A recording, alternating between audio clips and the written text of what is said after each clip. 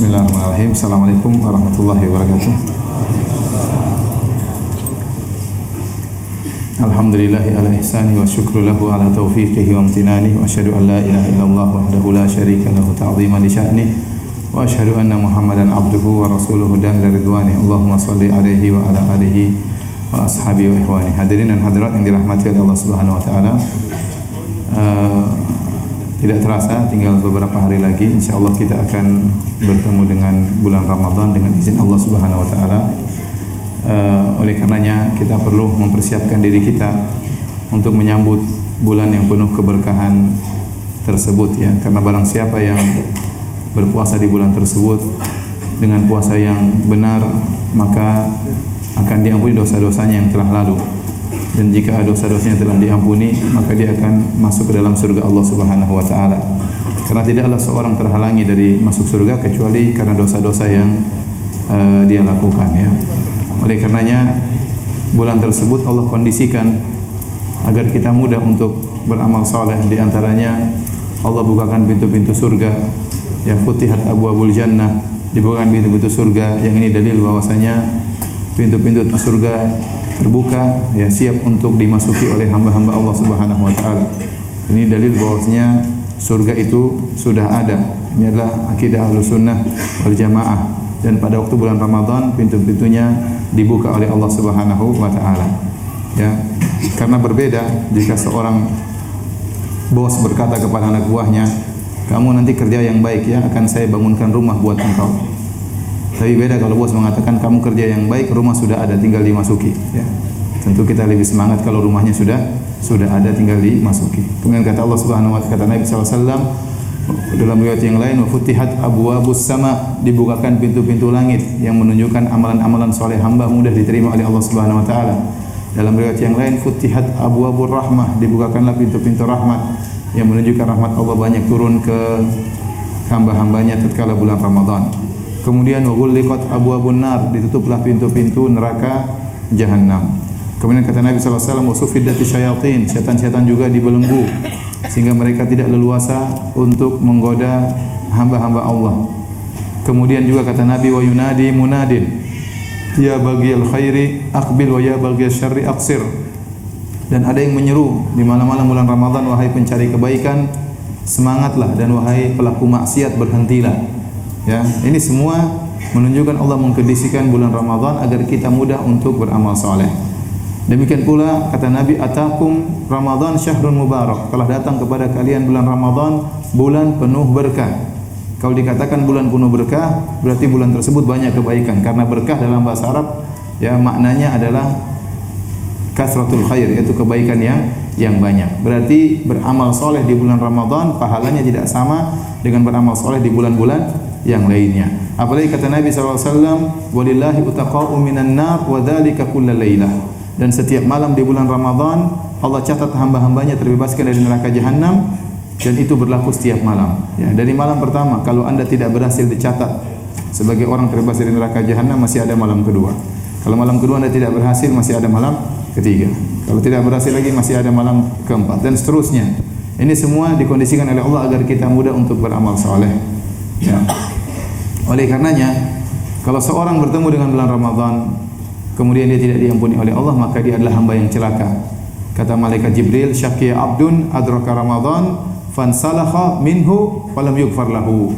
Celaka seorang hamba bertemu dengan bulan Ramadan, kemudian bulan Ramadan sebulan penuh berlalu dan dia tidak diampuni oleh Allah. Celaka hamba seperti ini, kata Nabi sallallahu alaihi wasallam, amin. Ya, kata Nabi sallallahu alaihi wasallam mengaminkan perkataan malaikat Jibril ya. Oleh karena jika kita tidak bertobat di bulan Ramadan, terus mau bertobat di bulan mana lagi? Kalau kita tidak semangat baca Quran di bulan Ramadan, terus mau semangat baca Quran di bulan yang mana lagi? Ya, sebagaimana kata seorang penyair tentang kota Madinah, idza lam tatib bi thayyibatin 'inda tayyibin biha tabatid dunya fa aina tatibu. Kalau kau tidak baik bisa menjadi orang baik di kota Madinah, di situ ada Nabi sallallahu alaihi wasallam, dan dengan dakwah Nabi kemudian kebaikan tersebar di alam semesta, kemudian mau baik di mana lagi? Mau baik di Jatinegara, mau baik di Jakarta, di Madinah enggak bisa baik, terus mau baik di mana lagi? Kalau tidak bisa berbuat kebaikan, tidak beramal saleh di bulan Ramadan, kemudian kapan lagi mau beramal saleh? Sementara bulan sudah dikondisikan oleh Allah Subhanahu wa taala. Syarat agar kita diterima puasa kita, ingat kata Nabi, man shoma ramadhana imanan wa ihtisaban. Barang siapa yang berpuasa di bulan Ramadan penuh keimanan, yakin ini syariat dari Allah Subhanahu wa taala. Wa ihtisaban, dan berharap, harus ada pengharapan dalam hati bahwasanya saya ingin diampuni oleh Allah Subhanahu wa taala. Artinya kita tidak melaksanakan puasa bukan hanya sekedar menjalankan ritual tahunan, ya, bukan hanya sekedar mengikuti masyarakat, tapi dalam hati kita ada pengharapan untuk diampuni oleh Allah Subhanahu wa taala. Maka akan diampuni dosa-dosanya yang telah lalu. Hadirin hadirat yang dirahmati Allah Subhanahu wa taala, insyaallah pada malam hari ini kita akan menyampaikan fikih singkat tentang Ramadan. Mudah-mudahan saya bisa menyampaikan poin-poin yang penting ya hingga pada Isya nanti ya. Yang pertama, tentunya yang paling penting adalah mengetahui kapan satu Ramadan. Kapan satu Ramadan, dan telah terjadi khilaf di kalangan masyarakat Indonesia ya. Yang benar bahwasanya bulan Ramadan ditentukan dengan melihat apa? Melihat hilal ya. Melihat hilal, karena Nabi berkata, "Sumu li ru'yatihi wa aftiru li ru'yatihi, fa in ghumma 'alaikum fa'akmilu iddata Sya'ban 30." Berpuasalah karena melihat hilal, dan lebaranlah karena melihat hilal. Kalau hilalnya tidak kelihatan, tertutup, maka sempurnakanlah bulan Sya'ban 30 hari. Ini sabda Nabi SAW dipraktikkan oleh para sahabat dan dipraktikkan oleh para salafus saleh. Untuk menentukan satu Ramadan harus dengan lihat hilal. Kalau hilal tidak terlihat, maka disempurnakanlah bulan Sya'ban 30 hari ya. Adapun yang dilakukan oleh sebagian saudara-saudara kita dengan metode hisab, maka ini adalah cara yang tidak benar, karena banyak alasan yang membantah ya cara seperti ini. Yang pertama, cara ini tidak pernah dilakukan oleh Nabi dan para sahabatnya, dan tidak pernah dilakukan oleh tiga generasi utama, sahabat, tabi'in dan tabi'ut tabi'in. Mereka tidak pernah menggunakan metode hisab. Adapun yang diriwayatkan dari Mutarrif bin Abdullah bin Sikhir itu adalah riwayat yang lemah, sebagaimana seorang tabi'in, sebagaimana dijelaskan lemahnya riwayat tersebut oleh Ibn Abdul Bar rahimahullahu taala. Kemudian yang kedua, metode hisab zaman dulu tidak seperti metode hisab zaman sekarang. Metode hisab zaman dulu namanya metode hisab urfi, sekarang namanya metode hisab modern hakiki, lebih rumit ya, hitungannya pakai sinus dan kosinus ya. Kemudian harus mengetahui ya jarak dan macam-macamnya, tidak gampang ya. Saya sudah lihat metode mereka untuk menghitung hisab, ternyata tidak mudah. Kemudian kalau kita pun menghitung dengan metode hisab zaman sekarang, maka ternyata orang-orang yang menentukan satu Ramadan dengan metode hisab, mereka ada sekitar 5 metode ya. Ada namanya metode ijtima' qabla al-ghurub, dilihat konjungsi kapan bulan dan matahari satu garis ya, sebelum qabla al-fajar. Yang pertama qabla al-fajar, sebelum fajar. Kalau terjadi konjungsi menurut hisab mereka sebelum terbit fajar, maka fajar kedepannya adalah satu Ramadan. Kalau terjadi konjungsi setelah fajar, maka fajar hari ini masih 30 Sya'ban ya. Ini metode tersendiri. Ada metode berikutnya, al-ijtima' qabla al-ghurub, dilihat terjadi konjungsi apakah sebelum terbenam matahari. Kalau sebelum terbenam matahari, berarti hari besok bukan Ramadan. Tapi kalau setelah terbenam matahari, berarti kalau sebelum terbenam matahari, berarti besok sudah Ramadan. Kalau setelah terbenam matahari, berarti besok belum Ramadan. Metode yang ketiga lagi namanya imkanur ru'yah ya. Ada juga metode ghurubul hilal ya, ba'da ghurubis syams. Ini metode lain lagi, hisab juga. Dengan hisab dia tahu bahwasanya hilal akan terbenam setelah terbenam matahari. Yang keempat namanya imkanur ru'yah ya. Harus dilihat kalau secara perhitungan hisab ternyata hilal lebih dari 2 derajat di atas ufuk, maka besok satu Ramadan. Dan metode yang kelima namanya metode wujudul hilal. Ini juga metode hisab. Yang penting menurut hisab, hilal sudah berada di atas ufuk meskipun 0,1 derajat, maka itu besok satu Ramadan. Ternyata ini 5 metode yang saya sebutkan tadi, ini cara penentuan hilalnya berbeda-beda.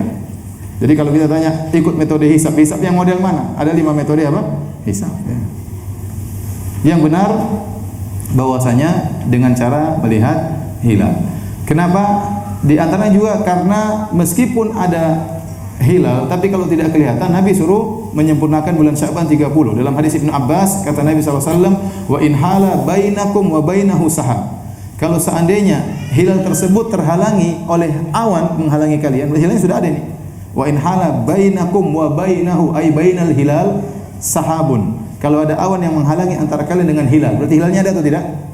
Ada. Maka sempurnakan bulan Sya'ban 30 hari. Nah, mereka yang menggunakan hisab, kata mereka, yang jadi patokan bukan terlihatnya hilal, tapi yang jadi patokan adalah adanya hilal. Hilal ada atau tidak? Ada. Dari mana kamu tahu? Saya sudah hitung. Kelihatan enggak? Enggak kelihatan. Tapi tahu dari mana? Karena saya sudah hitung. Ada enggak hilalnya? Enggak ada. Enggak terbukti, enggak terlihat, enggak terfoto. Tapi menurut hitungan sudah ada. Oleh karenanya yang benar bukan adanya hilal, tapi terlihatnya hilal. Karena kalau ada hilal tapi ada awan yang menghalangi, Nabi suruh untuk menyempurnakan bulan Sya'ban 30 hari. Ala kulli hal, ya, pendapat yang benar, pendapat 4 mazhab bahwasanya menentukan satu Ramadan dengan melihat hilal atau menyempurnakan bulan Sya'ban 30 hari. Dan kita tidak usah ribut dengan saudara-saudara kita karena kita sama mereka sama-sama sepakat akan berpuasa pada tanggal 1 Ramadan, ya. Baik. Setelah mengetahui 1 Ramadan, tentunya kita harus berniat. Ingat, niat harus dipasang dari malam hari, ya. Kata Nabi SAW, malam yubaiti siyam qabla al-fajr fala siyama lahu. Barang siapa yang tidak pasang niat sebelum terbit fajar, maka tidak ada puasa baginya. Dan ini berbeda dengan puasa sunnah. Kalau puasa sunnah kita boleh pasang niat di pagi hari. Sebagaimana dalam hadis Rasulullah SAW bertanya kepada istrinya, "Aindaki ta'am?" Ada makanan enggak? Kata istrinya, tidak ada. Kata Nabi, "Idzan fa ana shaim." Kalau gitu saya puasa, ya. Demikian juga diriwayatkan dari banyak sahabat, dari Abu Hurairah, dari Abu Talha Al-Ansari, kemudian dari Hudzaifah bin Yaman, dari Ibnu Abbas radhiyallahu ta'ala anhuma, dari Hudzaifah bin Yaman, ya. Kemudian juga dari Ibnu Abbas yang saya sudah sebutkan, ya. Mereka diriwayatkan dari dalam Sahih Al-Bukhari, mereka sahabat ini, ya, dari Abu Darda radhiyallahu anhu juga, kalau mereka bertanya kepada istri-istri mereka, "Ada sarapan pagi enggak?"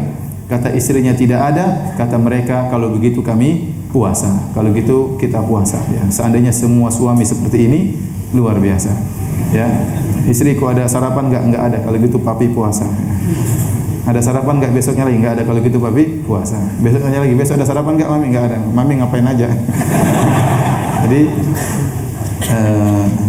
nah, kalau puasa wajib harus dari malam hari. Apakah harus melafalkan niat? Jawabannya tidak perlu, karena tidak pernah dicontohkan oleh Nabi. Tidak ada Nabi melafalkan niat dalam hadis sahih, tidak ada dalam hadis dhaif, tidak ada dalam hadis palsu juga tidak ada, ya. Demikian juga sahabat ribuan tidak diriwayatkan dari mereka melafalkan niat, ya. Oleh karena cukup terbetik dalam hati kita sudah berazam untuk puasa, maka sudah cukup. Seorang kalau pasang jam waker untuk bangun sahur, berarti dia sudah niat. Buktinya dia sudah pasang jam waker. Kalau seorang beli nasi bebek Madura untuk sahur, berarti dia sudah niat untuk apa? Sahur. Sudah cukup. Itu sudah niat sahurnya. Baik. Ustaz, bolehkah kita puasa niat langsung 1 bulan?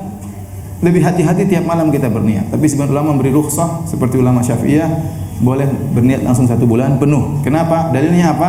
Karena Allah menilai Ramadan 1 paket 1 bulan, bukan per hari. Dalam Sahih Al-Bukhari, Rasulullah SAW bersabda, "Syahrani la yanqusan, syahra Aidin, Ramadan wa Dzulhijjah." Kata Nabi dalam Sahih Al-Bukhari, 2 bulan yang tidak akan berkurang nilainya, yaitu 2 bulan yang ada lebarannya. Ramadan, puasa yang diakhiri dengan lebaran, kemudian Dzulhijjah, haji yang di tengah-tengahnya ada lebaran apa? Haji. Maksudnya apa 2 bulan ini tidak akan berkurang?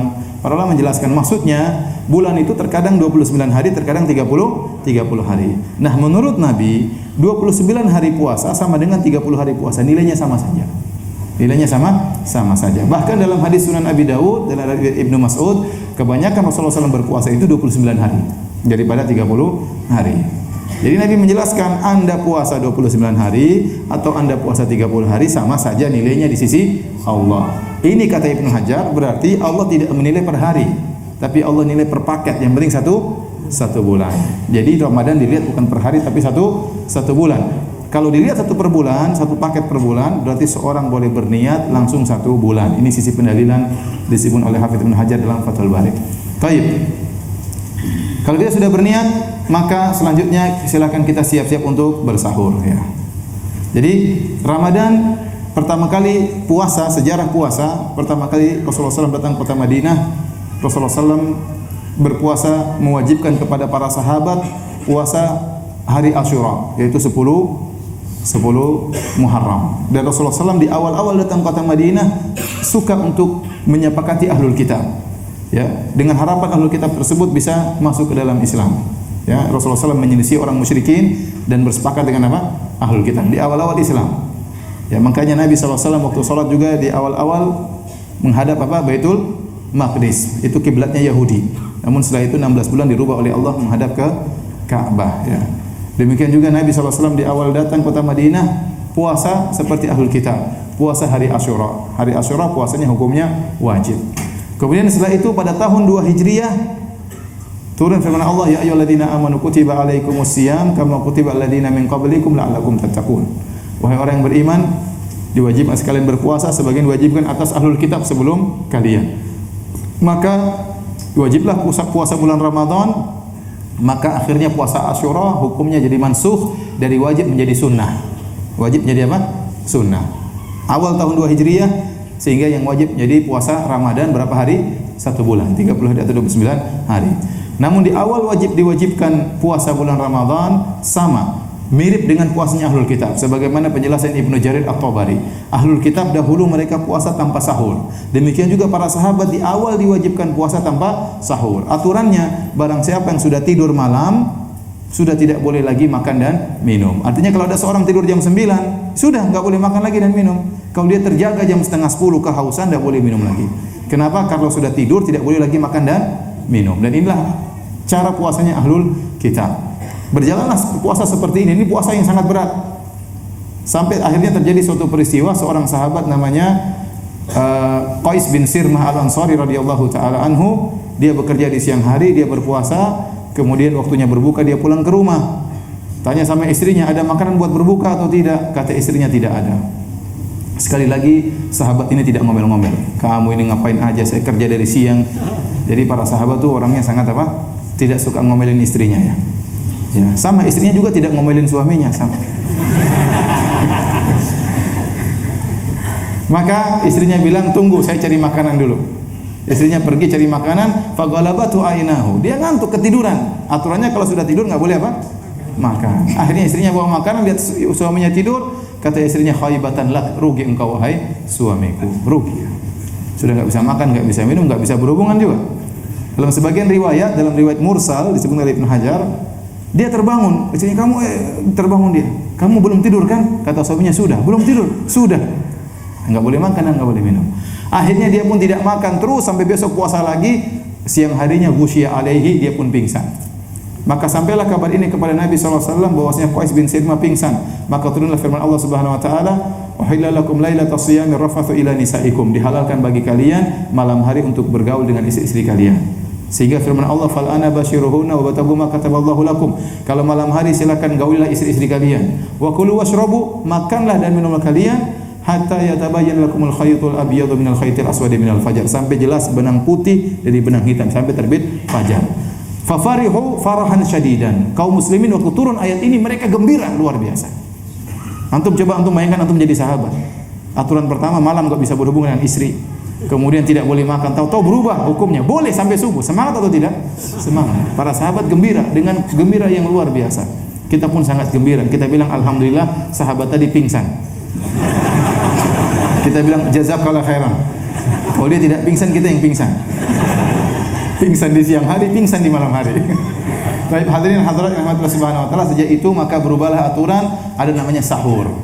Menyelisihi puasanya ahlul kitab. Makanya dia mengatakan al-faslu baina siyamin wa siyami ahlul kitab akalatus sahur. Pembeda antara puasa kita dengan puasa ahlul kitab adalah makan sahur. Maka berubah aturannya sejak saat itu, sejak pingsannya Qais bin Sirmah Al-Ansari radhiyallahu taala anhu.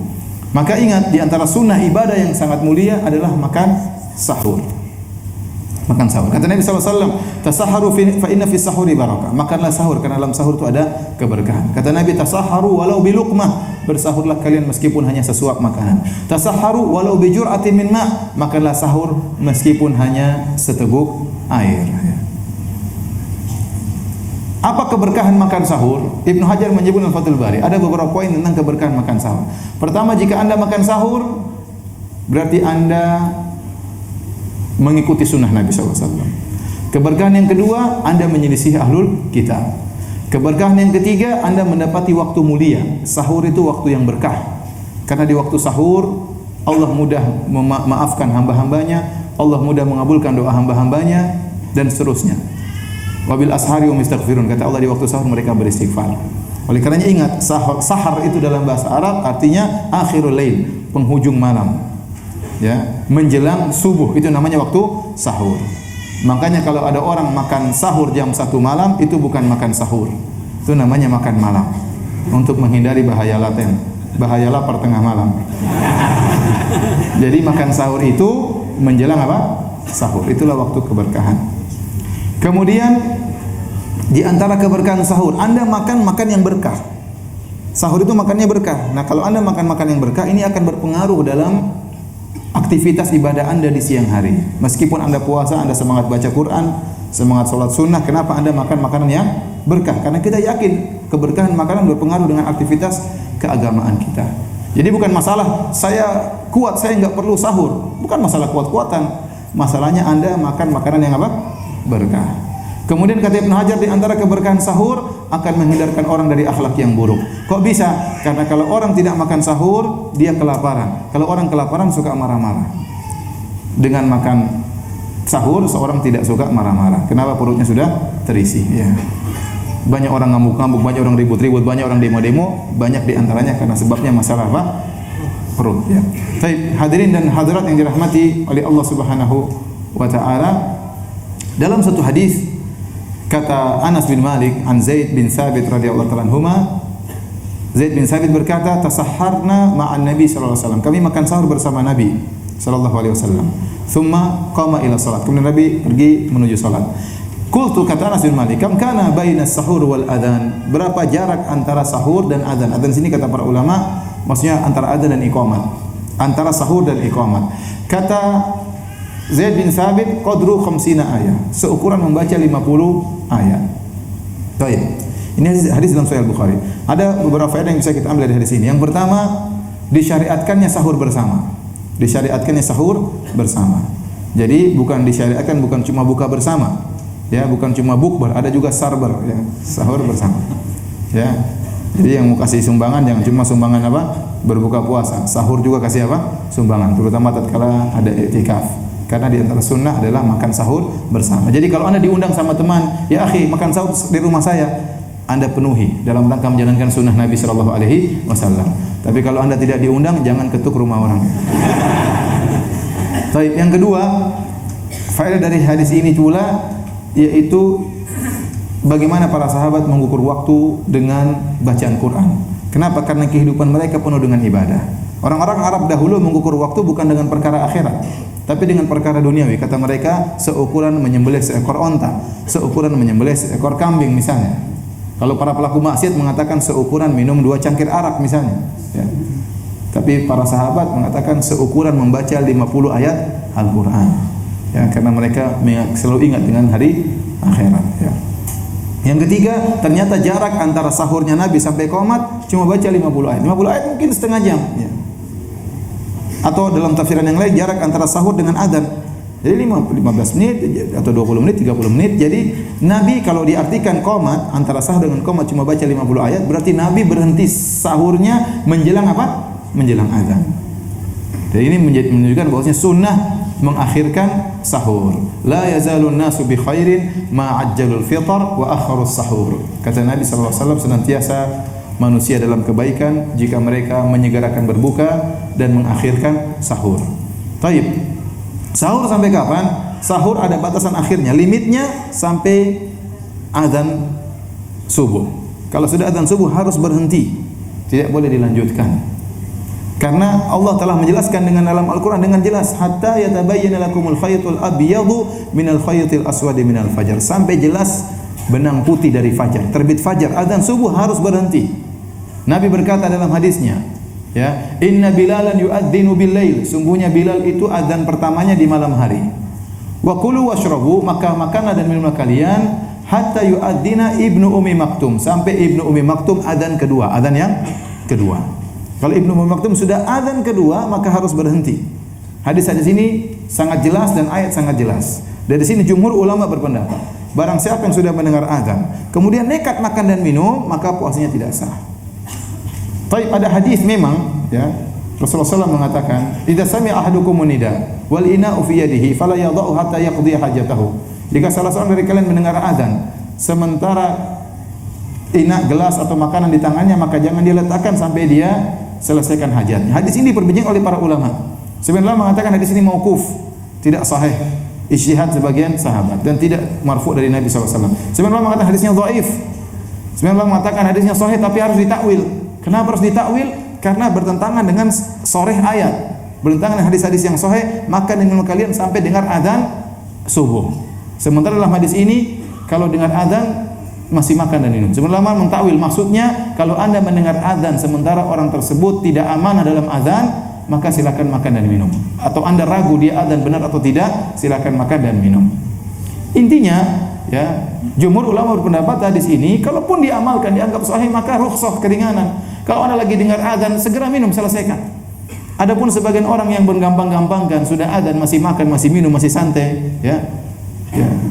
Ini tidak boleh. Ini berarti puasanya batal. Ya, karena sebagian orang ada yang seperti itu. Sudah dikumandangkan azan, istrinya tegur, "Mas, sudah azan." "Papi sudah azan." "No, santai. Papi tahu hadisnya, santai." Papi tahu hadisnya. Itu telur goreng dulu. "Papi sudah azan." "Santai aja, Papi tahu hadisnya." Goreng kerupuk turunin, sambal terasi turunin. Ini enggak benar. Yang lebih menakjubkan dari hal ini pernah saya dengar sini ada salah seorang di pondok, ya.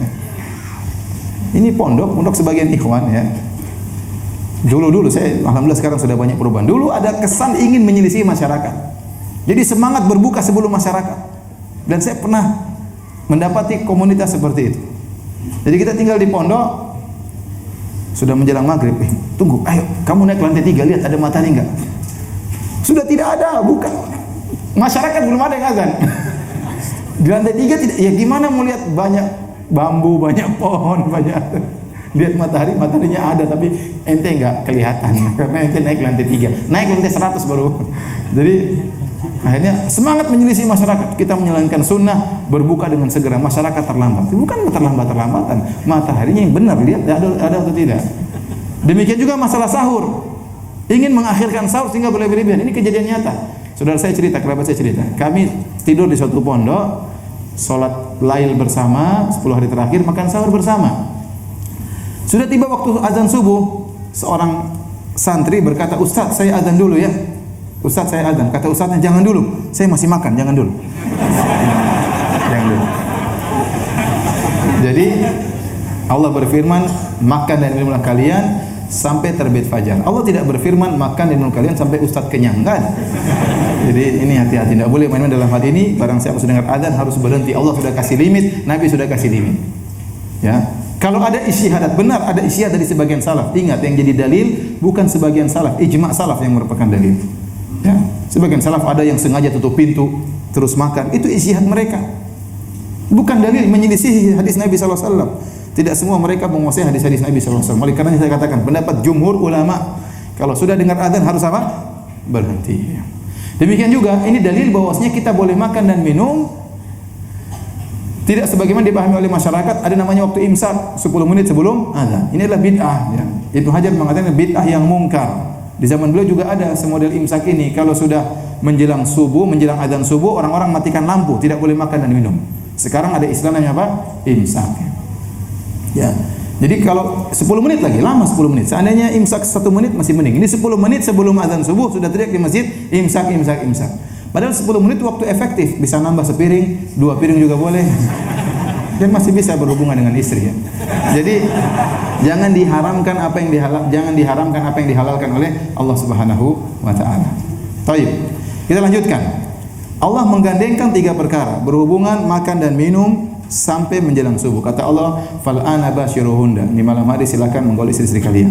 Kemudian kata Allah, "Wa kulu washrabu." Makan dan minumlah kalian sampai terbit fajar. Sebagaimana kita boleh makan dan minum sampai 1 detik sebelum azan subuh, demikian pula kita boleh berhubungan dengan istri sampai 1 detik sebelum azan subuh. Tapi kalau Anda berhubungan dengar azan harus selesai. Tidak boleh lanjutkan. Sama aturannya. Kalau Anda lanjutkan berarti puasa Anda apa? Batal ya. Jangan bilang papi tahu hadisnya ya. Ini batal. batal total ya, buyar puasa Anda. Jangan bilang papi tahu hadisnya ya. Kalau ada yang suaminya bilang gitu, bilang ya mami juga tahu hadisnya dhaif papi. Baik. Hadirin hadirat yang dirahmati Allah Subhanahu wa taala, dari sini kita tahu jika seorang dibolehkan oleh Allah untuk berhubungan dengan istrinya sampai 1 menit sebelum adzan subuh, maka kemungkinan besar dia akan bertemu adzan dalam kondisi junub. Dalam kondisi apa? Junub dan belum sempat mandi junub, karena mandi junub butuh waktu. Oleh karenanya terjadi khilaf di kalangan para sahabat di zaman Khalifah Marwan. Ada fatwa dari Abu Hurairah radhiyallahu anhu bahwasanya barang siapa yang mendapati adzan subuh dalam kondisi junub, maka puasanya tidak sah. Abu Hurairah beristihad, dia berfatwa. Mungkin dia mendengar hadis atau hadisnya sudah mansukh. Maka Marwan menyuruh sebagian sahabat untuk bertanya kepada istri-istri Nabi. Maka berangkatlah sebagian sahabat atau tabi'in menuju ke istri-istri Nabi, yaitu ke Aisyah dan Ummu Salamah, bertanya tentang perihal hal ini. Maka Ummu Salamah dan Aisyah radhiyallahu anhuma berkata, "Kana an-nabiy sallallahu alaihi wasallam yudrikuhul fajr wa huwa junubun min ahlihi." Ya. Tsumma iktasala wa shalla. Ya. Nabi sallallahu alaihi wasallam mendapati fajar dalam kondisi junub min ahlihi, karena bergaul dengan istrinya. Dalam sebagian riwayat min ghairi ihtilamin, bukan karena mimpi basah. Beliau junub karena bergaul dengan istrinya. Setelah itu beliau mandi, kemudian beliau apa? Salat. Ya, ini dalil tidak mengapa seorang mendapati subuh dalam kondisi junub. Misalnya seorang berhubungan dengan istrinya di malam hari, kemudian dia malas mandi junub karena dingin dan macam-macamnya, nanti aja lepas subuh. Habis sahur baru dia mandi junub. Azan dia sedang mandi junub enggak jadi masalah. Azan dia masih dalam kondisi junub tidak jadi masalah, ya. Ini juga peringatan bagi kita. Hendaknya antara azan dan iqamat, hendaknya waktunya intervalnya agak panjang. Kenapa? Karena Nabi SAW mandi junub, ya. Kemudian pergi ke masjid, kemudian masih sempat sholat 2 rakaat sebelum apa? Subuh, ya. Dan ini yang dipraktikkan di Arab Saudi, interval jarak antara azan subuh dengan qomat sekitar 25 menit atau sampai 30 menit, ya. Di tanah air kita terkadang cuma 5 menit. Jarak antara azan pertama dengan apa? Azan dengan apa? Qomat. Cuma 5 menit, 2 rakaat, kemudian salam-salam, kemudian qomat. Ya, dan ini tidak benar, ini menyelisih sunnah, ya. Ya kalau ente junub kemudian gimana? Ente mandi sampai di masjid sudah buyar semuanya. Ya. Apalagi seorang mengumandangkan azan. As-salatu khairu minan naum. Orang terbangun, salat lebih baik daripada tidur. Kemudian dia pergi ke toilet, dia buang air, sikat gigi, kemudian dia berwudu, jalan sampai masjid, salat sudah selesai. Jadi as-salat khairu minan naum. Ente bilang tadi salat lebih baik daripada tidur. Saya sudah datang, ente sudah selesai. Nah, jadi harus ada interval antara adzan dengan iqamah. 10 menit kah atau 15 menit itu sudah baik. Kira-kira persiapan cukup orang untuk apa? Mandi junub, untuk datang ke masjid. Bagaimana dengan wanita yang haid? Ini diperselisihkan oleh para ulama. Wanita yang haid, ibu-ibu dengarin baik-baik ibu-ibu. Jangan ngobrol sendiri ibu-ibu, ya. Apalagi ngobrol bersama, ya. Kalau wanita haid di tengah malam dia suci, jam 2 suci ternyata. Kemudian dia sahur, dia belum mandi junub, belum mandi janabah. Kemudian dia belum mandi janabah, sudah terdengar azan. Bagaimana puasanya? Sah atau tidak? Sah, ya. Ada khilaf, ya. Sebenarnya mengatakan tidak sah karena tidak bisa dikiaskan antara haid dengan junub. Sebenarnya mengatakan sah. Ini pendapat jumhur ulama, ya. Lebih hati-hati agar kita keluar dari khilaf. Seorang wanita kalau sudah suci di malam hari hendaknya dia mandi sebelum azan subuh. Baik, kita lanjutkan. Allah berfirman setelah itu, "Tsumma atimus siyama ilal lail." Kemudian lanjutkanlah puasamu sampai malam hari, ya, sampai malam hari. Nah, di siang hari kita menjaga diri kita, ya, tidak makan, tidak minum, tidak berhubungan dengan istri. Jangan melakukan pembatal-pembatal puasa agar puasa kita diberkahi oleh Allah dan kita diampuni dosa-dosanya oleh Allah Subhanahu wa taala. Tapi pembatal puasa ada 2 model. Pertama, pembatal pahala puasa, yang kedua pembatal puasa yang sungguhnya. Adapun yang pertama pembatal pahala puasa, itu jika orang banyak melakukan maksiat tatkala sedang puasa. Puasanya sah tapi pahalanya enggak ada. Kata Nabi sallallahu alaihi wasallam, "Rubba sha'imin laisa lahu min siyami ila al-ju' wal 'atash, wa rubba qa'imin laisa lahu min qiyami ila as-sahar." Betapa banyak orang yang puasa namun dia tidak meraih dari puasanya kecuali lapar dan dahaga. Betapa banyak orang yang salat malam, dia tidak meraih dari salat malamnya kecuali hanya begadang saja. Ya. Kenapa dia bermaksiat tatkala sedang berpuasa? Ya. Makanya Nabi menyuruh kita beradab tatkala sedang berpuasa. Kata Nabi sallallahu alaihi wasallam, ya idza kana yaumu siyami ahadikum fala yarfuth wala yaskhab. Kalau kalian sedang berpuasa kata Nabi maka jangan berkata-kata kotor dan jangan teriak-teriak. Sahab diartikan dengan teriak-teriak, siyah dan diartikan dengan jidal. Jangan teriak-teriak dan jangan suka berjidal. Jangan suka berdebat tatkala sedang puasa Ramadan. Wa in sabbahu ahadun, kalau ada orang yang mencelanya, au syatamahu, ya, atau mencaci makinya, au qatalahu dalam riwayat atau mengajak dia berantem, falyakul ini mru'un shaim, katakanlah saya sedang puasa. Saya tidak mau berantem, saya tidak mau teriak-teriak, saya sedang berpuasa, saya tidak mau berdebat, saya tidak mau bertengkar sama kamu. Kamu berkelahi dengan saya nanti malam, jangan sekarang ya. Jadi sedang berpuasa tidak boleh. Kita ingin menjaga pahala puasa kita. Jadi saya katakan hindari, ini adab tatkala berpuasa. Anda sedang berpuasa, jangan suka debat di media sosial, ya. Jangan suka berjidal di WhatsApp, ya. Karena jidal tersebut seringnya tanpa aturan, seringnya hanya menimbulkan pertikaian, seringnya hanya menimbulkan kebencian, terkadang canda pun berlebihan. Oleh karenanya hindari hal ini. Sedang puasa jangan la yaskhab kata Nabi. Saya ulangi lagi, yaskhab artinya jangan teriak-teriak dan jangan berjidal. Ini tafsiran dari para ulama. Karena akan mengurangi pahala kita.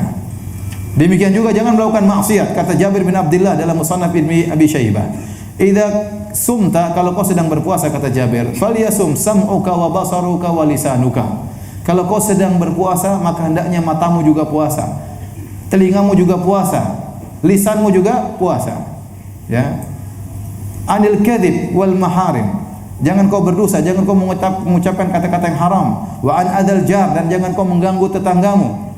Dalam riwayat adal khadim, jangan kau ganggu pembantumu. Ya. Wal yakun 'alaika waqarun wa sakinah yauma shaumika. Hendaknya kau tenang tatkala sedang berpuasa. Wala taj'al yauma fitrika wa yauma shaumika sawaan. Dan jangan kau samakan antara hari puasamu dengan hari tidak berpuasa. Jadi harus pandangan, telinga, lisan harus berpuasa juga. Maka hati-hati sedang berpuasa jangan dengar yang macam-macam. Jangan dengar musik-musikan. Ya. Kalau dengar ada musik-musik matikan. Kalau dengar musik istighfar, jangan sampai kepala ikut goyang ya. Yang kedua, jaga pandangan. Hati-hati. Ini pandangan ini paling mudah membuat pahala kita ya mereteli sedikit demi sedikit. Pahala kita kena roaming sampai akhirnya habis. Saya sedih waktu ada yang bilang sama saya, "Ustadz, kita umroh Ustadz, habis umroh kita dibawa sama travel ke Mesir, terus nonton tari perut." Sebaliknya, nonton dulu tari perut baru tobat kepada Allah. Enggak ya, semuanya salah. Maksud saya, ini ngawur, masih mending nonton tari perut dulu baru apa? Bertobat. Ini habis bertobat kemudian nonton tari perut. Dia roaming pahalanya roaming habis. Apalagi ngelihatnya sambil melotot, habis itu pahala. Anda puasa juga demikian, hati-hati. Ada godaan yang sangat berat di zaman ini yaitu HP. Ya. Banyak wanita-wanita terbuka auratnya di HP dan kita lihat ya. Semua itu kena roaming, buat pahala kita apa? Berkurang sampai akhir habis bisa jadi minus. Ya, hati-hati. Kemudian lisan, jangan sampai bohong, jangan sampai dosa, jangan sampai ghibah. Sebagian salaf mengatakan barang siapa yang ghibah puasanya batal, bukan cuma pahalanya, puasanya batal, harus qada. Ini pendapat sebagian sahabat. Dan ini pendapat dipilih oleh Ibnu Hazm rahimahullah. Ibnu Hazm dalam kitabnya Al-Muhalla mengatakan, barang siapa yang bohong, barang siapa yang ghibah puasanya batal, qada hari yang lain. Ya. Tapi pendapat jumhur ulama tidak. Pendapat jumhur ulama mengatakan barang siapa yang ghibah, barang siapa yang dusta, yang batal pahalanya, puasanya tetap sah. Tidak perlu mengqadha, tapi pahalanya batal. Dan yang seperti ini banyak dalam syariat. Seperti orang yang kedukun tidak diterima pahala salatnya selama 40 hari meskipun puasanya sah. Kata Nabi, "Man atakahina aw arrafan lam tuqbal salatu arba'ina yauman." Barang siapa yang datang kedukun atau para tidak normal, tidak diterima salatnya selama 40 hari. Orang yang minum khamar sama tidak diterima salatnya 40 hari. Sama orang yang berhaji dengan uang haram, hajinya sah tapi tidak ada pahalanya. Dahulu para ulama mengatakan kalau ada orang berhaji naik ontanya, hari tarwiyah pergi ke Mina, kemudian mabit di Mina, kemudian tanggal 9 pergi ke Arafah, wukuf di padang Arafah, kemudian melanjutkan pergi ke Muzdalifah, mabit di Muzdalifah, kemudian melanjutkan lagi pergi ke Mina bersama ontanya. Kata para ulama yang haji adalah ontanya, bukan dia. Kenapa? Karena dia berhaji dengan uang yang haram. Hajinya sah tapi pahalanya tidak ada. Maka Anda hati-hati jangan berdosa. Saya pernah ngisi pengajian di salah satu stasiun televisi nasional, televisi swasta, ya. Pegawai-pegawainya sesi pengajian tentang masalah puasa dan saya jelaskan hadis ini. Barang siapa yang berdusta maka puasanya sah tapi pahalanya batal. Maka ada pegawai yang tanya, "Ustaz, saya mau tanya, Ustaz." "Silakan," kata saya. "Ustaz, kita disuruh bos untuk bikin berita dusta, Ustaz. Apakah yang tidak diterima pahalanya cuma bos aja?" Ini pegawainya lugu ya. Bongkar kartu di depan pegawai yang lain, tapi dia karena ingin cari kebenaran dia tanya. Saya bilang bukan cuma bos, ente juga kena ya. Kenapa? Sama-sama bekerja sama dalam apa? Kebohongan demi meraih ya sebagian duit, sebagian harta, secerca harta, akhirnya pahala puasnya tidak ada. Oleh karenanya seorang tatkala berpuasa jaga diri, jangan bermaksiat, hindari hal yang tidak bermanfaat ya. Baik. Yang kedua adalah pembatal puasa yang hakiki. Pembatal puasa yang disepakati oleh para ulama ada 4. Yang pertama makan, yang kedua minum, yang ketiga jima, yang keempat haid dan nifas. Adapun makan, minum dan berhubungan Allah sebutkan dalam Al-Qur'an, tadi telah kita sebutkan fal ana basyiruhunna wabtaghu ma kataballahu lakum wa kulu washrabu hatta yatabayyana lakumul khaytul abyadu minal khaytil aswadi minal fajr tsumma atimus siyama ilal lail. Kata Allah, di malam hari silakan berhubungan istri-istri kalian, makan dan minum kalian sampai subuh. Kemudian sejak subuh sempurnakan puasa. Berarti berhubungan dan makan dan minum tidak boleh di siang hari. Ini 3 pembatal, makan, minum, berhubungan. Yang keempat haid dan nifas ya. Ya, alaysat idza hadat lam tusalli wa lam tasum, ya, bukankah wanita jika sedang haid maka tidak puasa dan juga tidak salat ya. Makanya wanita dengan ijma kalau sedang puasa tahu-tahu 5 menit sebelum adzan subuh, sebelum adzan maghrib, 1 menit sebelum adzan maghrib keluar darah, batal puasanya. Sia-sia dong Ustaz? Tidak sia-sia, tetap pahala jalan. Tetapi tetap harus mengqadha apa? Puasa. Tidak ada usaha yang sia-sia di sisi Allah Subhanahu wa taala. Tapi aturannya kalau keluar darah meskipun 1 detik sebelum adzan maghrib, maka puasanya batal dengan kesepakatan para ulama. Ya. Namun kata para ulama, seandainya pembatal puasa ini makan dan minum dan jima dilakukan tanpa sengaja, dan ini pendapat jumhur ulama, maka tidak mengapa. Tidak mengapa. Kata Nabi sallallahu alaihi wasallam, "Man shoma wa nasiya fa akala aw syariba falyutimma shaumahu fa inna ma at'amahu Allah wa saqah." Barang siapa yang berpuasa kemudian dia lupa, dia makan dan minum, maka sempurnakanlah puasanya. Sungguhnya Allah yang memberikan dia makan dan minum. Rizqun saqahu Allahu lahu. Ini adalah rizki yang Allah berikan kepadanya. Jadi kalau seorang lupa kemudian makan dan minum, maka tetap sah puasanya. Dia lupa, dia makan. Kemudian dia tambah lagi, makan lagi. Kemudian dia minum, kemudian dia makan es krim. Setelah itu, saya puasa. Sah atau tidak puasanya? Sah. Kata Ibnu Hajar dari riwayat sebagian sahabat makan sarit di hadapan Nabi, makan besar. Kemudian, saya puasa sunnah, saya lupa. Kata Nabi, lanjutkan puasamu. Kata Ibnu Hajar, ini dalil tidak ada perbedaan orang yang lupa makan sedikit atau makan yang banyak. Sama-sama tidak membatalkan apa? Puasa. Itu rezeki dari Allah Subhanahu wa taala. Ada seorang datang kepada Abu Hurairah.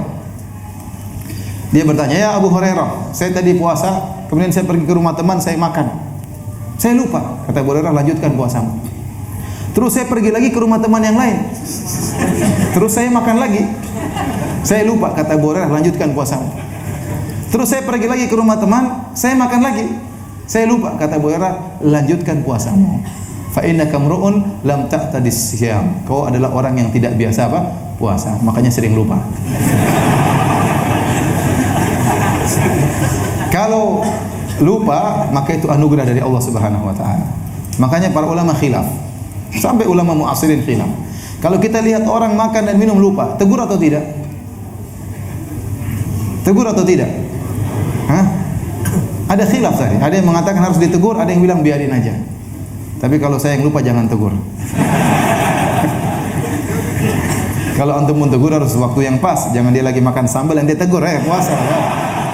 Sebenarnya mengatakan jangan ditegur karena itu rezeki dari Allah Subhanahu wa taala. Jangan potong rezeki Allah. Satunya pendapat lain mengatakan ditegur karena itu kemungkaran dalam bulan Ramadan harus ditegur. Intinya dua-dua pendapatnya kuat ya. Tapi kalau saya lagi lupa jangan ditegur ya. Baik. Pernah suatu hari saya pergi bersama seorang teman. Teman ini ngantar saya untuk ngisi pengajian di kota wisata.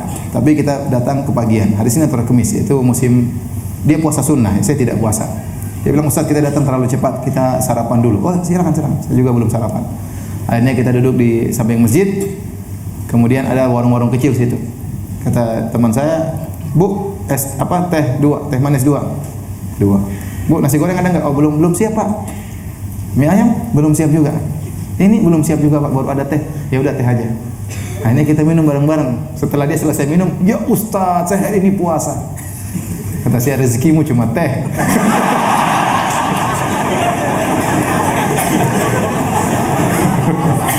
Rezekinya cuma apa? Cuma teh. Ya, kok ada lupa ya. Jadi kalau lupa makan dan minum, puasa tetap apa? Tetap sah. Ya. Ustaz, bagaimana kalau berjima dengan istri lupa? Ini dibahas oleh para ulama. Sebenarnya mengatakan kalau jima tidak bisa, kalau lupa tetap batal. Kenapa? Karena Nabi menyebutkan barang siapa yang lupa makan dan minum. Nabi tidak mengatakan jima. Nabi mengatakan man shoma wa nasiya fa akala aw syariba. Barang siapa yang berpuasa kemudian dia lupa kemudian makan dan minum. Rasulullah tidak mengatakan jima. Berarti kalau jima lupa enggak lupa tetap batal. Jumhur ulama membantah, enggak. Jima juga kalau lupa. Kenapa disebut makan dan minum? Karena ini yang sering terjadi. Jarang orang jima lupa, jarang. Tapi seandainya terjadi, maka tidak jadi masalah. Karena dikiaskan tiga-tiganya pembatal puasa. Kenapa dibeda-bedakan? Ya, tapi seandainya benar-benar terjadi, memang susah terjadi. Bagaimana suami sama istri kompak lupa, itu susah terjadi. Kalau suami lupa, istrinya mungkin ingat. Kalau istrinya lupa, suami juga ingat. Kalau suaminya lupa, susah istri lupa juga. Ya. Istrinya mungkin ingat, kecuali pura-pura lupa. Ya. Intinya kalau seandainya tadi lupa beneran, maka tidak apa-apa puasanya sah karena ada udzur, yaitu lupa. Ya. Azan ya. Demikian saja. Nanti kita lanjutkan lagi insyaallah setelah salat. Allah taala alam bisawab. Bismillahirrahmanirrahim. Assalamualaikum warahmatullahi wabarakatuh. Alhamdulillah, salatu wassalamu ala Rasulillah wa ala alihi wa ashabihi wa mawalah. Hadirin dan hadirat yang dirahmati oleh Allah Subhanahu wa taala. Kita lanjutkan kajian kita. Telah kita jelaskan bahwasanya ada 3 pembatal utama, yaitu makan, minum dan berhubungan dengan istri di siang hari bulan Ramadan ya. Barang siapa yang sengaja berbuka tanpa uzur, maka dia dosa besar ya. Kemudian wajib baginya untuk mengqadha ya apa yang dia batalkan tersebut, meskipun ada khilaf di kalangan para ulama, tapi jumhur ulama mengatakan harus diqadha. Adapun barang siapa yang sengaja berjima dengan istrinya di siang hari, maka selain dia berdosa, dia harus bayar kafarah. Dalam Sahih Al-Bukhari ada seorang sahabat datang kepada Nabi SAW, kemudian dia berkata, "Ya Rasulullah, halaktu." Wahai Rasulullah, saya telah binasa. Dalam sebagian riwayat, ihtaraqtu, ya Rasulullah, saya sudah terbakar. Rasulullah SAW bertanya, "Ma ahlakak, apa yang buat kau binasa?" Kata dia, "Asabtu imra'ati fi nahari Ramadan." Saya menggauli istriku di siang hari bulan Ramadan. Maka Nabi bertanya kepadanya, "Hal tastati'u an tu'tika raqabah?" Apakah kau mampu untuk membebaskan budak? Kata dia, "La." Rasulullah SAW beranjak pada pilihan kedua, "Fahal tastati'u an tasuma syahraini mutatabi'ain?" Apakah kau mampu untuk berpuasa 2 bulan berturut-turut? Kata dia, "Tidak." Dalam sebagian riwayat kata dia, "Ya Rasulullah, puasa inilah yang membuat saya melanggar ya. Sebulan saja sudah melanggar, apalagi 2 bulan berturut-turut." Kemudian Rasulullah SAW bertanya lagi, "Fahal tastati'u an tut'ima sittina miskina?" Apakah kau mampu untuk memberi makan 60 fakir miskin? Kata dia, "Tidak." Maka Rasulullah SAW pun terdiam ya. Rasulullah mengatakan, Rasulullah SAW menunggu wahyu apa yang harus dilakukan pada orang ini ya. 3 kafarat yang semua tidak bisa dia lakukan. Kemudian tiba-tiba datang kepada Nabi sekeranjang korma. Lalu Nabi SAW bertanya, "Aina sa'il?" Mana tadi yang bertanya? Dalam sebagian riwayat kata Nabi, "Ainal muhtariq?" Mana tadi orang yang terbakar? Ini menunjukkan orang ini melakukan dosa besar sampai dia mensifati dirinya yang terbakar dengan dosa. Dan Nabi membenarkan sifat tersebut. Kata Nabi, ainal muhtariq, mana orang yang terbakar tadi? Kata Nabi SAW, ambil ini korma dan berikan makan kepada fakir miskin. Kata orang ini, ala afqara minna ya Rasulullah, apakah saya berikan kepada orang yang lebih miskin dari kami? Demi Allah tidak ada yang paling miskin di kota Madinah kecuali kami. Kata Nabi SAW, kalau gitu ambil, berikan makan kepada keluargamu. Fadhahika Nabi SAW hatta badat anyabuhu.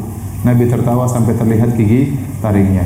Karena orang ini memang kondisinya aneh. Datang ketakutan, pulang senang, dapat hormat. Tapi antum jangan coba-coba ya. Ini dalil bahwasanya seorang berhubungan dengan istrinya jima, maka telah batal puasanya. Sebagian ulama berkata harus melanjutkan puasanya, ada khilaf dengan para ulama. Ada yang mengatakan harus melanjutkan puasanya, sebagaimana orang yang berhaji kemudian batal, harus lanjutkan hajinya dan ulangi lagi haji tahun depan. Ya, tapi inti ada khilaf. Intinya puasanya batal dan dia harus bayar kafarah dan harus mengqadha. Yang harus bayar kafarah adalah jima, ya, adalah jima. Adapun jika terjadi ejakulasi tanpa jima, maka batal, harus diqadha tapi tidak bayar kafarah. Ya, berdosa tapi tidak harus bayar kafarah. Ya. Jika seorang mencumbu istrinya sampai jima, maka sampai ejakulasi, maka tadi batal. Ya, tapi jika tidak terjadi jima, maka dia tidak perlu bayar kafarah. Adapun mencumbu istri selama dia bisa menahan diri, maka tidak mengapa. Kata Aisyah radhiyallahu taala anha, kana Nabi sallallahu alaihi wasallam yuqabbiluni wa yubashiruni wa huwa sha'im wa kana amlakakum li irbih. Kata Aisyah radhiyallahu anha, Nabi SAW menciumku dan mencumbuiku. Cumbu lebih daripada sekedar mencium. Ya. Nabi menciumku dan mencumbuiku padahal dia sedang berpuasa.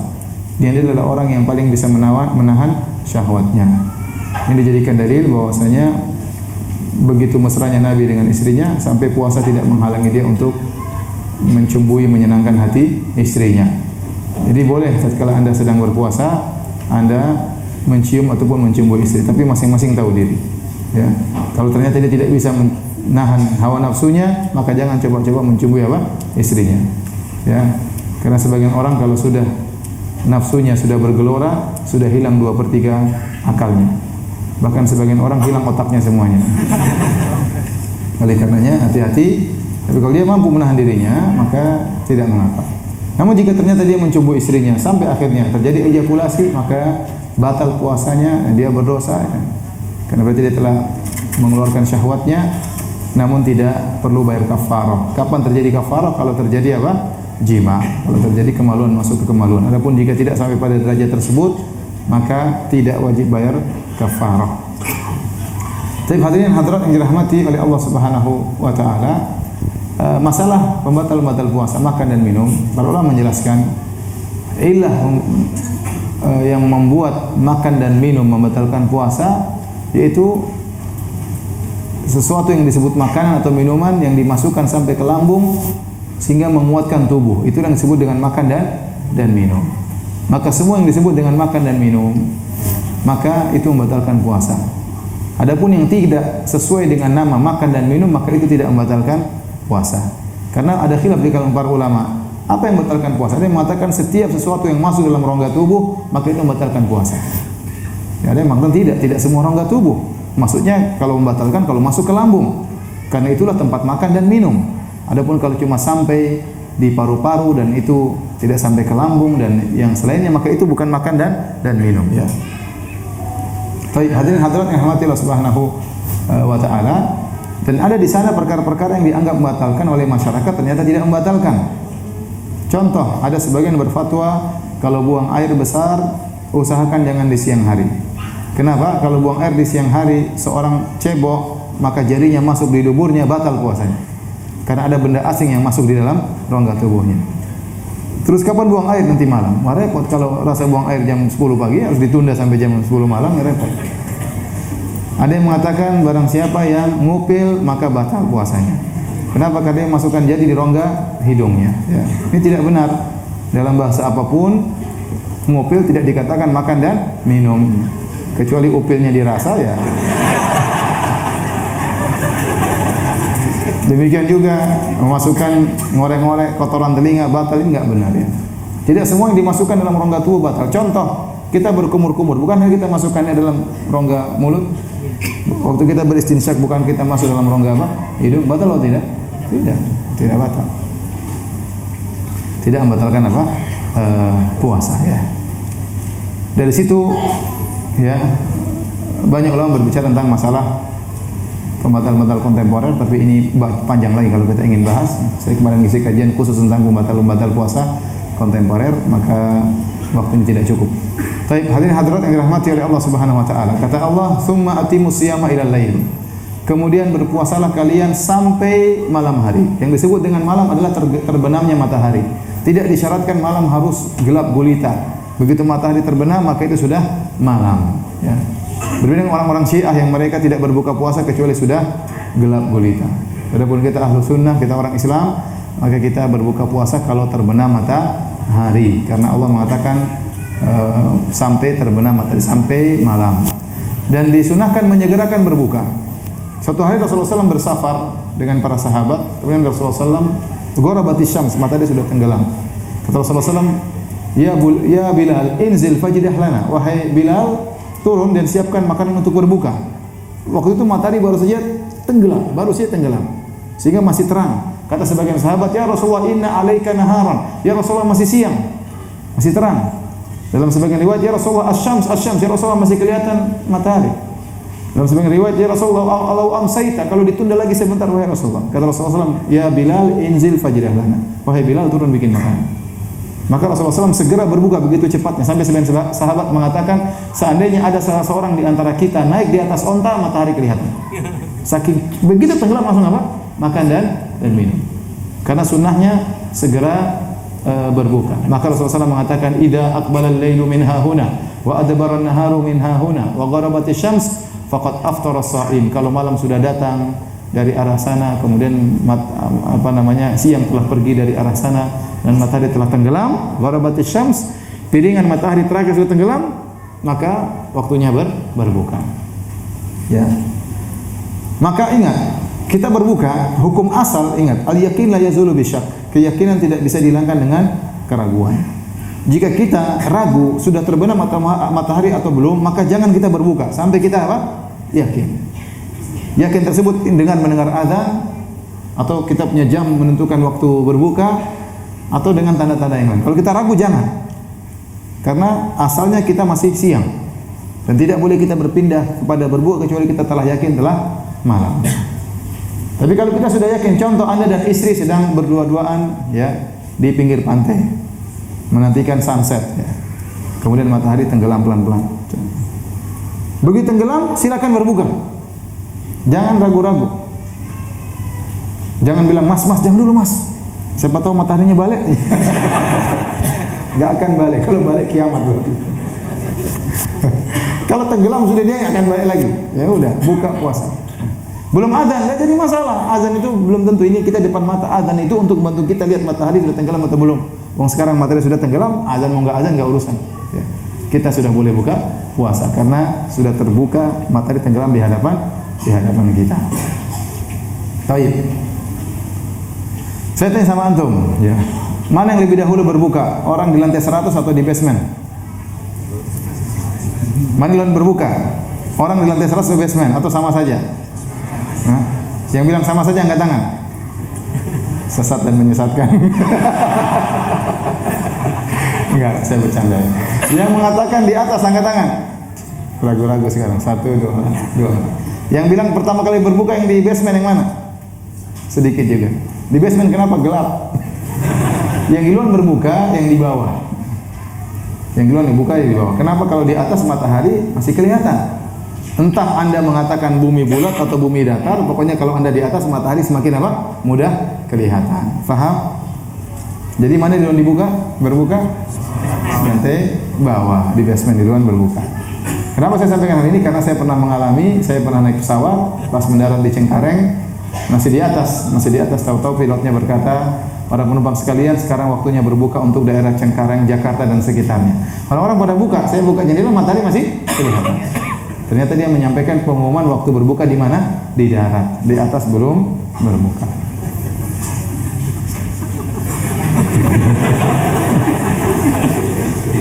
Baik. Anda sahur dan Anda berbuka ikut waktu setempat di mana Anda berada. Anda sahur, Anda berbuka ikut waktu setempat di mana Anda berada. Baik. Sebagian orang salah dalam hal ini. Sebagian orang pergi umrah, berangkat dari Jakarta jam 1 siang, Saudi Airlines. Kemudian berangkat menuju Saudi, dan kita tahu di Saudi akhirnya waktu berbuka mundur 4 jam. Terkadang bisa 5 jam karena di sana berbuka terkadang bukan jam 6 kurang, bahkan setengah 7, bahkan jam 7. Jadi bisa mundur 4 jam atau 5 jam. Sebagian orang di atas pesawat sudah jam 6 waktu Indonesia Barat. Dia bilang waktunya berbuka. Ikut ukuran waktu mana? Waktu Indonesia Barat. Pak, Anda sekarang sudah bukan Indonesia. Anda sudah di luar negeri. Matahari masih kelihatan. Sebagian orang ngeyel, dan saya pernah dapat orang seperti ini. Ya, saya kan pesawat puasa dari Indonesia. Masa saya mau menyiksa diri, nunggu 4 hari mati saya nanti. Ya sudah, jangan mati, buka saja puasa, tapi harus diqadha. Bukanya terlambat, jangan jam 6, buka tadi jam 2 langsung buka. Jadi, Anda kan musafir boleh apa? Berbuka. Kalau Anda paksakan diri untuk berpuasa, maka Anda harus berbuka sesuai dengan posisi di mana Anda berada. Kalau nggak kuat ya berbuka, jangan dipaksa. Jangan dipaksa. Ya, jadi tidak boleh seorang berbuka matahari masih kelihatan, dia berbuka ikut waktu Indonesia Barat. Dan lebih enak kalau Anda bersafar dari Saudi menuju ke Indonesia. Bukanya lebih apa? Bukanya lebih cepat. Ya. Kalau ingin buka lebih cepat, bersafar dari Saudi kemana? Indonesia. Biayanya besar tapi. Baik, hadirin hadirat yang dirahmati Allah Subhanahu wa taala. Jangan lupa kalau Anda berpuasa banyak berdoa kepada Allah Subhanahu wa taala. Di antara doa yang tidak tertolak adalah doanya orang berpuasa. Sebagian riwayat inda fitrihi, berdoa tatkala sedang berbuka. Sedang ini bisa jadi menjelang berbuka, tatkala berbuka, atau baru selesai berbuka, tatkala sedang berbuka. Ada yang mendhaifkan hadis ini, tapi hadis bahwasanya orang yang berpuasa doanya terkabulkan, maka itu hadisnya sahih dan dipraktekkan oleh penduduk kota Madinah. Kebanyakan mereka berdoa menjelang berbuka. Ya, kenapa? Karena di saat itulah seorang lagi di puncak-puncak hausnya, di puncak-puncak laparnya, di puncak penuh berharap kepada Allah Subhanahu wa taala. Maka jangan lupa berdoa, lagi menjelang berbuka. Jadi angkat tangan berdoa kepada Allah Subhanahu wa taala. Sebagian orang tatkala berbuka sibuk dengan yang macam-macam ya. Sibuk layangan lah, sibuk ngabuburit lah, sibuk nonton macam-macam lah ya. Ada yang sibuk mengumpulkan makanan lah, ya. Daerah kekuasaannya. Dia berdoa kepada Allah Subhanahu wa taala. Apakah menjelang berbuka, apakah tatkala sedang berbuka, atau setelah berbuka. Kemudian Anda berbuka, Anda bilang bismillahirrahmanirrahim, kemudian Anda atau bismillah, kemudian Anda makan korma, Anda minum, setelah basah dahaga Anda mengatakan zahabadh dhama'u wabtalatil uruqu wa thabatal ajru insyaallah. Ustaz, bolehkah kita berdoa dengan Rabbana laka sumtu wa bika amantu ala rizqika aftartu birahmatika ya arhamar rahimin. Sebenarnya membolehkan, ini doa datang dari sebagian salaf, di antara yang bolehkan oleh Ibnu Taimiyah rahimahullahu taala.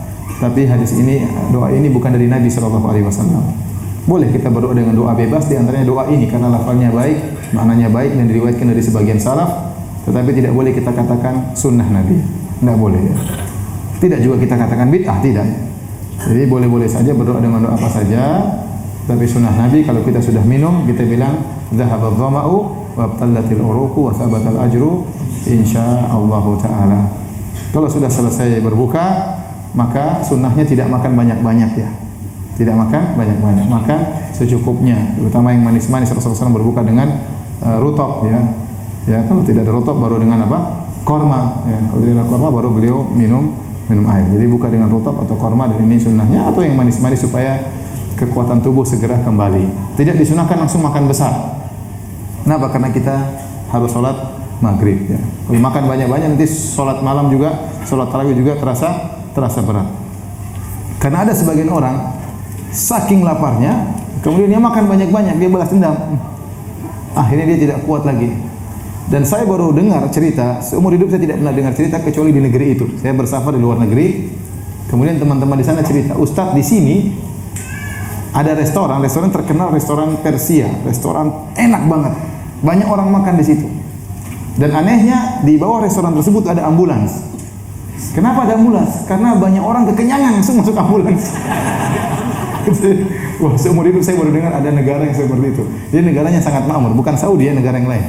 Tetapi sampai ada ambulans di mana? Di restoran, karena orang makan sampai kekenyangan, saking enaknya restoran tersebut, makan nggak berhenti, masuk apa? Ambulans. Antum jangan coba-coba ya. Jadi tidak boleh seperti tidak sesuai dengan sunnah Nabi Sallallahu Alaihi Wasallam. Kemudian setelah kita berbuka ya, di malam hari kita isi waktu dengan ibadah, jangan lupa untuk sholat taraweh ya. Sholat taraweh berapa rakaatnya? Ya, setahu saya salaf sepakat bahwasanya tidak ada batasan rakaat. Ya, tidak ada batasan rakaat. Maka barang siapa yang mengatakan tidak boleh lebih dari 11 rakaat, tolong datangkan salafnya. Tolong datangkan salafnya, dan tidak ada salafnya. Sebagian ulama menyebutkan ya, sebagai riwayat dari Imam Malik, bahwasanya Imam Malik melarang lebih dari 11, namun riwayatnya lemah.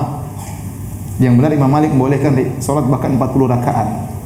Kemudian sebagian ulama juga menukilkan dari Ibnu Al-Arabi dari mazhab Malikiyah. Tapi setelah saya cek dalam kitabnya Aridatul Ahwadi, juga dia tidak melarang. Dia mengatakan seandainya ada bilangan yang jadikan patokan untuk salat malam, maka 11 rakaat. Tapi dia tidak melarang. Dia mengatakan seandainya disuruh pilih, maka milih yang berapa rakaat? 11 rakaat. Tapi dia tidak melarang. Adapun As-San'ani minal mutaakhirin. As-San'ani abad ke-11 dia mengatakan lebih dari 11 rakaat, 20 rakaat secara dawam adalah bid'ah. Beliau adalah minal mutaakhirin ya.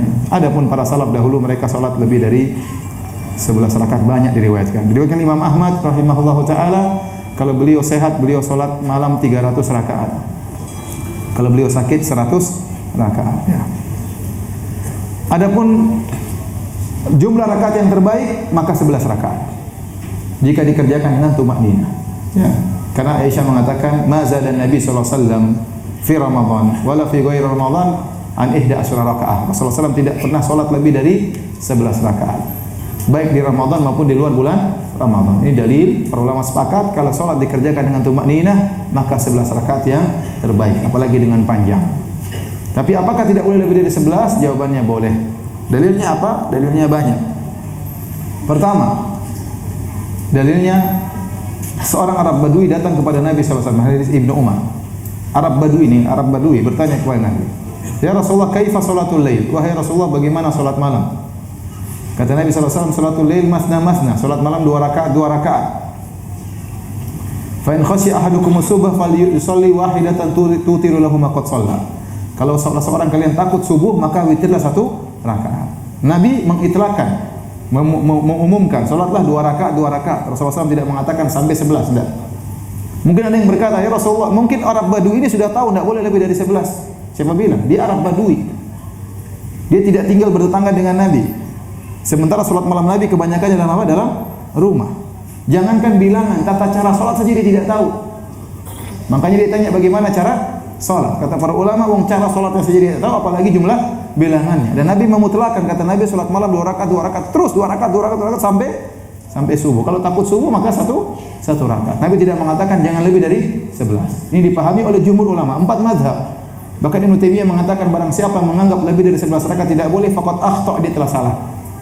Maka saya bilang kalau ada yang melarang lebih dari 11 rakaat, datangkan salafnya.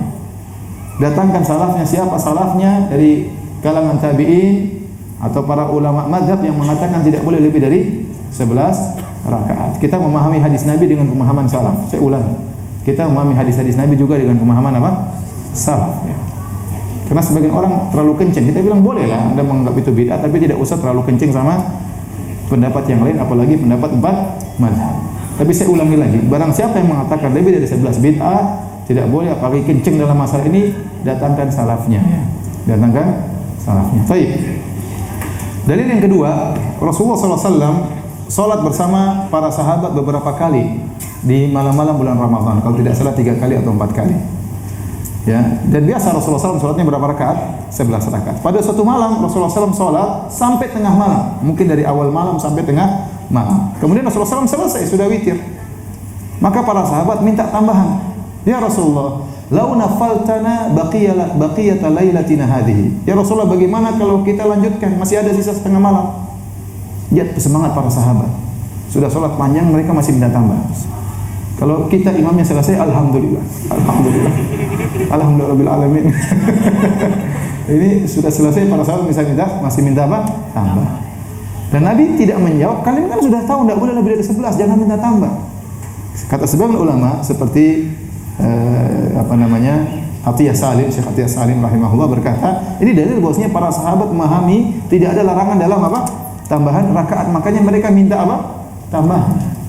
Kalau mereka tahu bahwasanya perkara salat malam perkara yang mereka perhatikan atau tidak? Para sahabat perhatian dengan salat malam atau tidak? Perhatian. Kalau ternyata 11 rakaat tidak lebih dari 11 rakaat tidak boleh, pasti mereka tahu. Kalau mereka tahu tidak boleh lebih dari 11 rakaat, ngapain minta tambah? Paham?